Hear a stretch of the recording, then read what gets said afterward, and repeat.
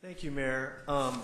Dave, you in past hearings, you guys referred to the amount of the fluoridated water that actually makes it, that gets drunk by people. Do you remember what that was? Not exactly, but I believe it's less than 1%. Right. So it's less than 1% of all the water that's fluoridated, treated. Correct. So virtually all of the water is going somewhere else. Correct. Okay. You know, to me, the policy questions are really twofold here tonight. One is, I think a lot of the folks who spoke against fluoridation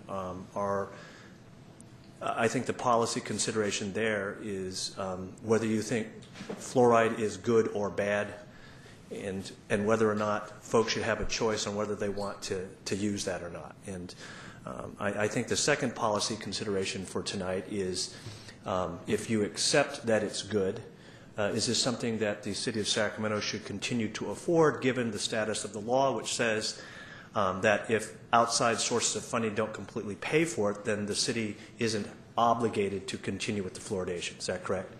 And I think along that line, it's about how much you want to continue to invest in the fluoridation. I think Steve pointed out it's not a general fund item at all. It's a utility rate item, but it's not free money. It is money that ratepayers would be paying for that would otherwise go to other things in the utility department around water, right?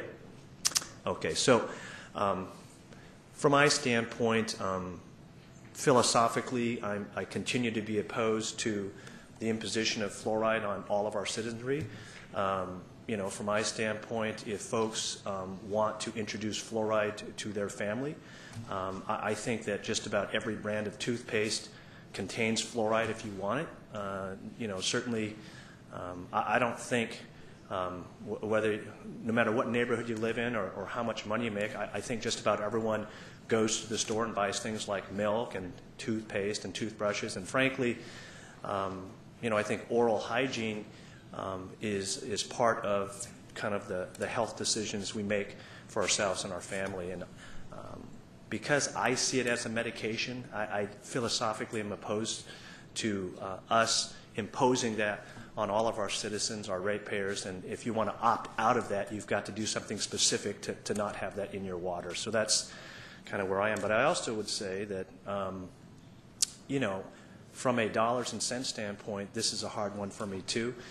If less than 1% of the water we fluoridate reaches the intended audience for the health benefit, I'm not sure what the payoff is. And, it's for me to accept this little bit of money really obligates us to a lot of money. One could say we don't have it. I suppose the other response could be, well, we'll just have to make sure that our rates that we charge for water are enough so that we can afford it. So from my standpoint, I don't support this, certainly on the philosophical level, but I also don't support it from the dollars and cents standpoint.